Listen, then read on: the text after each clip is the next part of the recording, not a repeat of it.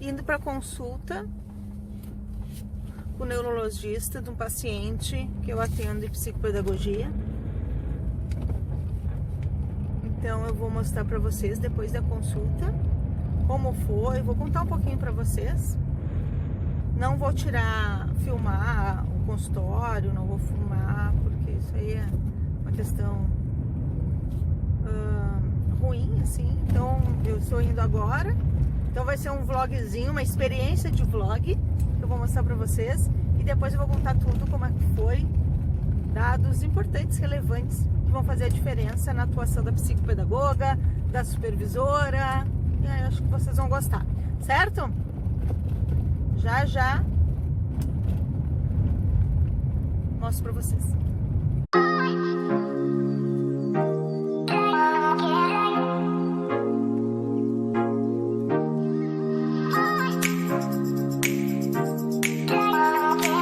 Interessante saber agora qual dessas torres é o consultório.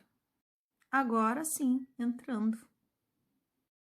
Pegando o elevador, subindo para o consultório, preparando para a consulta. Saindo agora da consulta do paciente.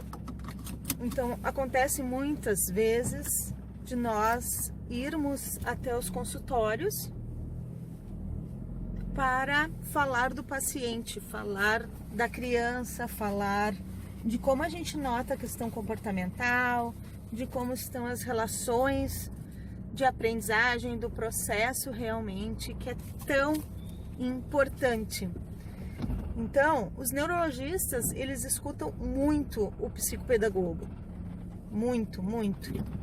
Então, essa relevância dessa escuta do psicopedagogo e de outros especialistas, ele se faz necessário dentro de um grupo de especialistas. Para isso, nós temos que ter o quê? O envolvimento dentro das questões, tanto medicamentosa, quanto das questões de terapias que vão surtir um efeito para o paciente. Então, o psicopedagogo ele deve estar apropriado, sim, das questões do desenvolvimento do sujeito, de todos os especialistas, de todo o grupo que atende o paciente. Então, é de grande valia vir até o neurologista, conversar, analisar, sim, o foco, as questões atencionais, e ver com o especialista, com o neurologista, aonde nós vamos investir. Esse investimento, ele vai estar focado diante das questões do que é necessário. E isso faz toda a diferença. Quando não tem esse envolvimento com os médicos, nosso trabalho fica falhado. Obrigado.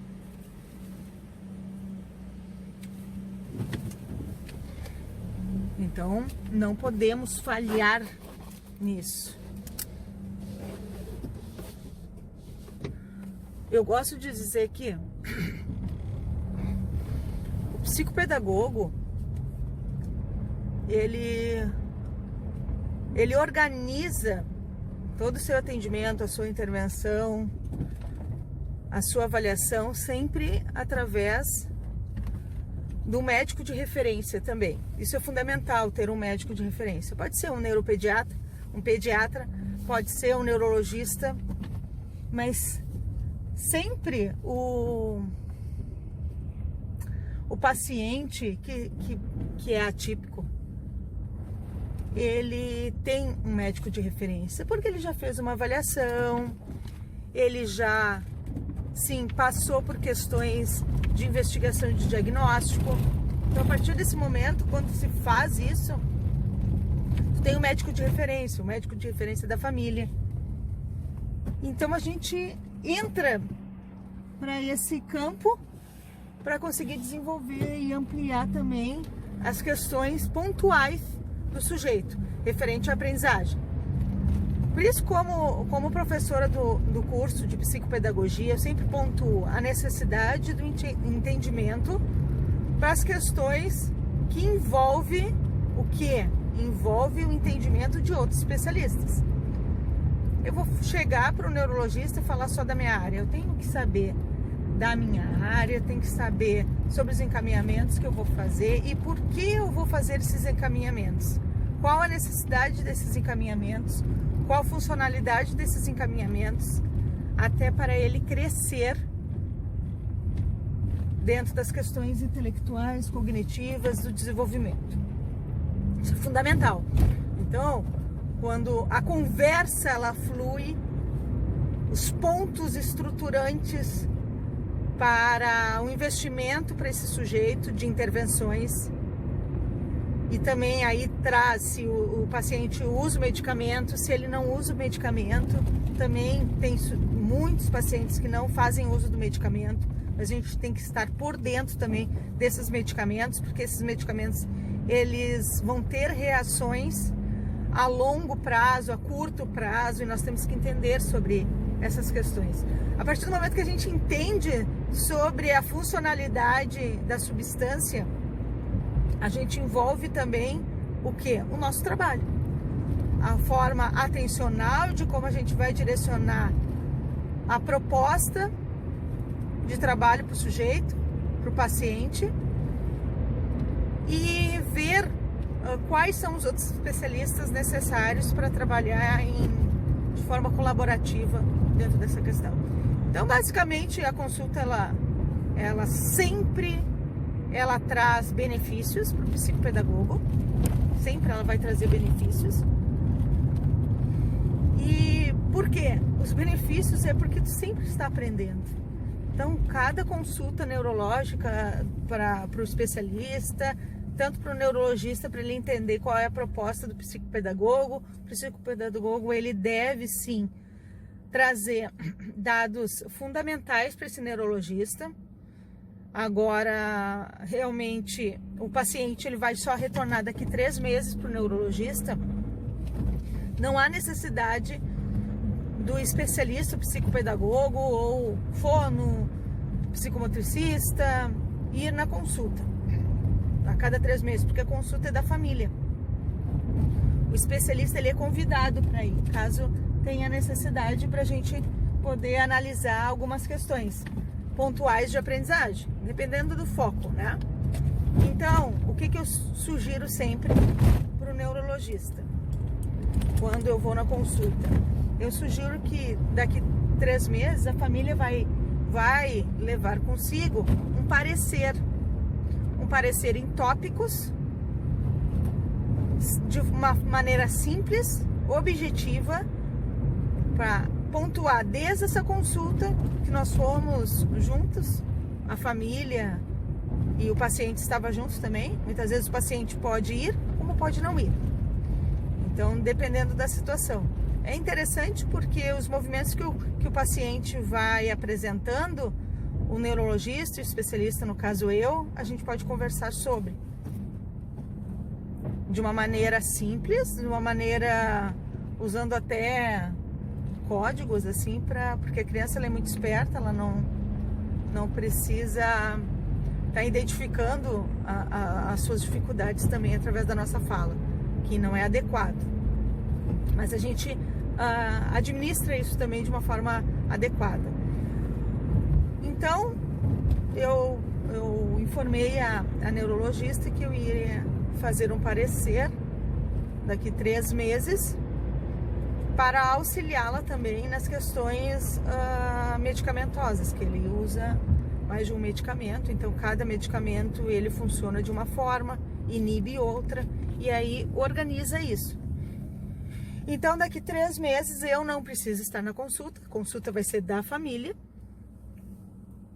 e aí eles levam esse parecer da psicopedagoga, para conseguir então, através da minha fala, que foi hoje uma fala onde eu pontuei as questões intelectuais, as questões emocionais, as questões que envolvem a maneira atencional do paciente se envolver nas atividades, as questões motivacionais e a forma com que ele está se apropriando das funções executivas, da memória, da linguagem, das questões pragmáticas, das questões do desenvolvimento realmente para esse aprender, esse corpo que fala muito forte dentro dessas questões de aprendizagem, e nós devemos estar atentos quanto a isso. O neurologista, ele cuida da parte neurológica, e essa especialista, essa médica é neuropediatra, então ela cuida disso especificamente. Então o psicopedagogo entra para trocar essas ideias, trocar a ideia de como o sujeito está dentro da aprendizagem. Então é maravilhoso, gente, é maravilhoso. Então eu também sugiro sempre para minhas alunas estarem fazendo a conexão, trabalhar com os especialistas, sempre trabalhar com, nunca contra, e entender as questões do uso de medicamento, o não uso do medicamento também, as terapias que funcionam sem medicamento, as terapias que funcionam com medicamento, porque nós temos que ampliar o quê? O cuidado com o sujeito, que ele consiga ter autonomia, que ele consiga se desenvolver da maneira mais saudável possível, essa família fique bem também. Então não é interessante também uma quantidade grande de especialistas que venha sobrecarregar o sujeito, e essa sobrecarga ela vai atrapalhar totalmente. Então nós temos que pensar sobre isso, certo? Eu espero que você tenha gostado desse vlog, foi de uma maneira diferente, mas sempre vai trazer boas respostas para vocês quanto às questões teóricas que vocês estão vendo na prática de um curso de pós-graduação de psicopedagogia. Deus abençoe vocês, tchau, tchau, até o próximo vlog. Então estou encerrando o vídeo, então a consulta foi ótima, eu espero que vocês tenham gostado desse mini vlog. Se gostaram, deixe nos comentários e compartilhe.